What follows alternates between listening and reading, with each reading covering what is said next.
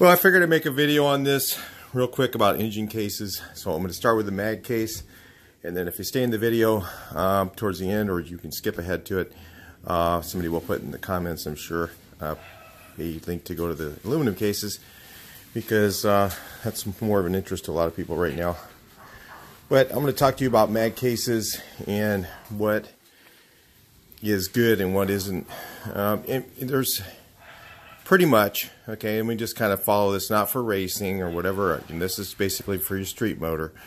The racing guys, you know, like VW Darren and those guys, they actually do more of that, and they can comment they can direct you to their channel.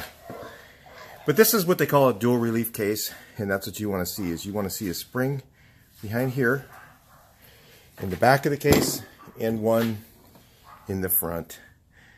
Now, I'm not going to say you can't build a, you know, it isn't good to build a single relief, but, you know, you're only going to go so far with that. I would not put any kind of like performance stuff in it, because it's just not going to be worth it.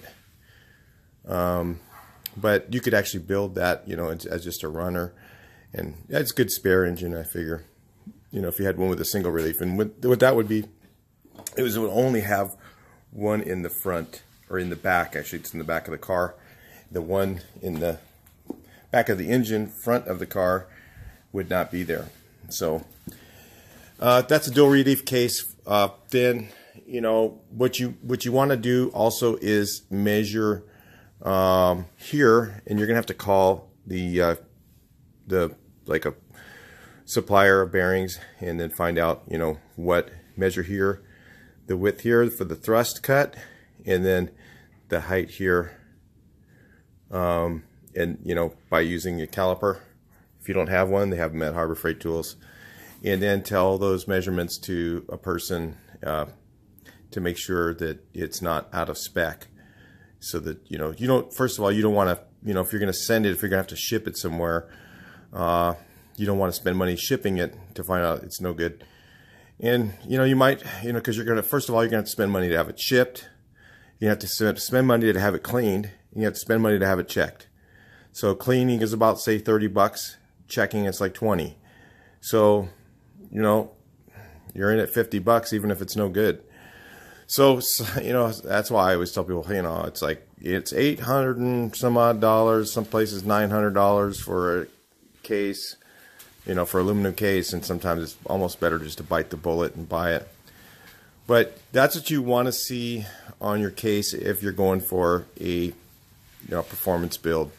You know, you want to see that it's got dual relief. You know, you want when the course isn't cracked. You won't know that unless you have it checked at a shop. You can try to go look for all the cracks you can and whatever, but do a backyard method rebuild.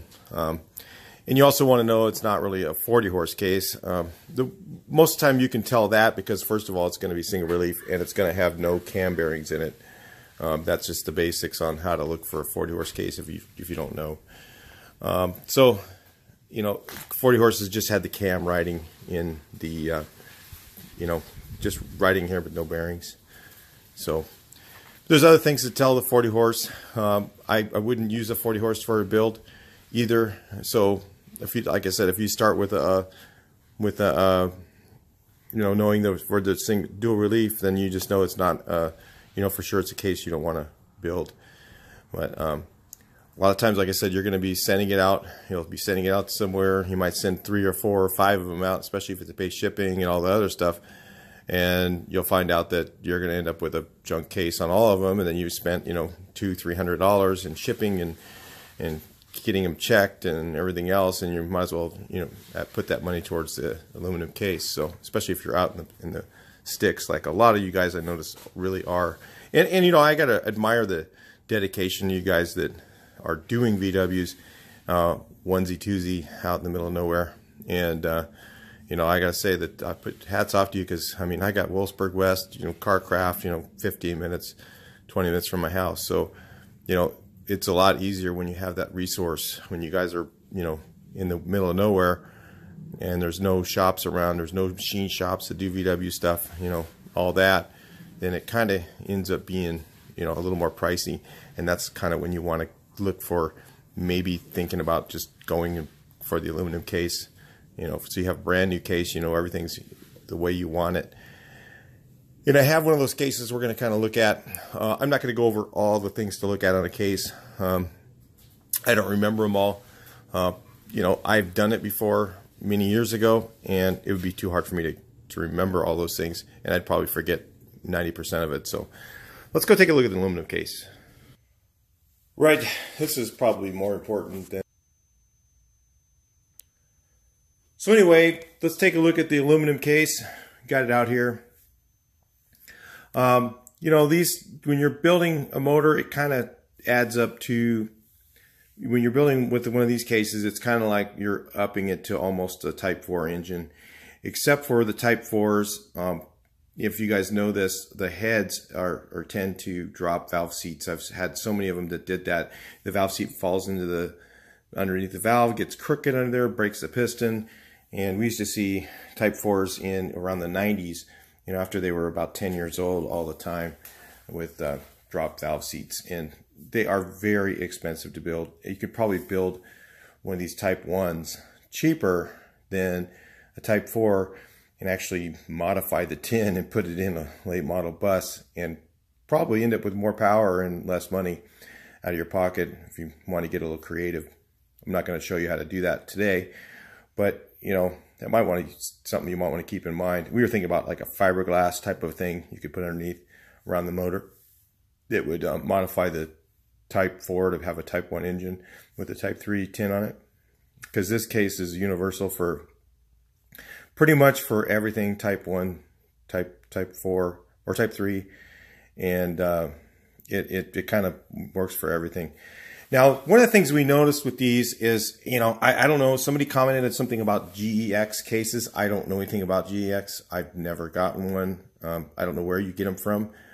They said that they're no good or something. I don't know. But we found that pretty much the ones from AA, the ones from CarCraft, the ones from, trying to think, CB Performance, the ones from all the places look to us to be from the same casting.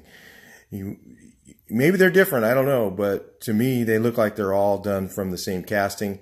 We've seen them all, and those, you know, I think they're probably all the same.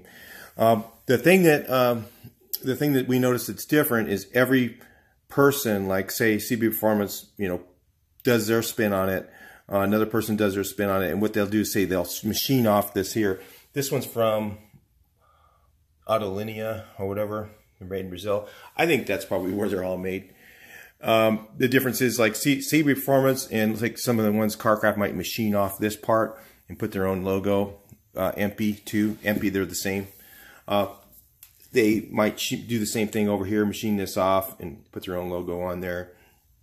The ones from CB Performance, I believe, see if there's a little stair step right here.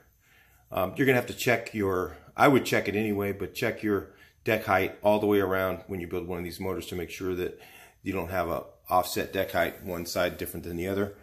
But the CB Performance, from what I understand, they machine this side and the other side match the same.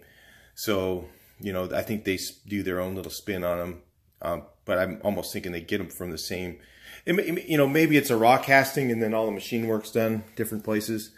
I don't know. But the raw castings look to me like they're all the same. So that's, so if you guys are thinking, you know, well, this one might be better than the other, you know, I would look at price and just kind of go from there. But like I said, I don't know anything about the GEX. We don't get it. But those particular ones, those we found to be pretty much the same thing. The thing that's cool about these is they come with whatever bore you want, and you get 90.5s. I got these here for set up for 90.5s. Even the heads come that way too, so they're already bored out. So you're not having to go to a machine shop. And with you, some of you guys back east in the middle of nowhere, that would be a big benefit, is not having to go to a machine shop, even though you're paying a lot for them for the case. Plus, it's way stronger and it's just better. You know, there's, you know, some guys say the difference is some guys say, well, these run hotter. But when you're talking about aluminum, you know, the heat that this will stand versus a magnesium, how much heat will that stand? This could run hotter and actually probably be more efficient than the mag, because it's not going to expand and contract as much as the mag does. So anyway, so I really like these. I really like building engines with aluminum cases. I've never built one for myself, so it's kind of fun to do this.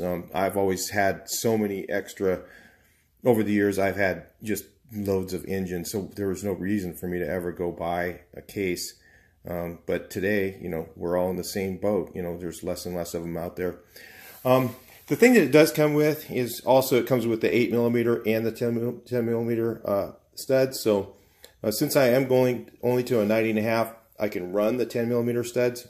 So that's another thing to keep in mind, that, you know, if you're really going for bulletproof, you know, 10mm studs are kind of nice because there's less movement in there, you know, because they're bigger studs, so the less chance for your heads to come loose.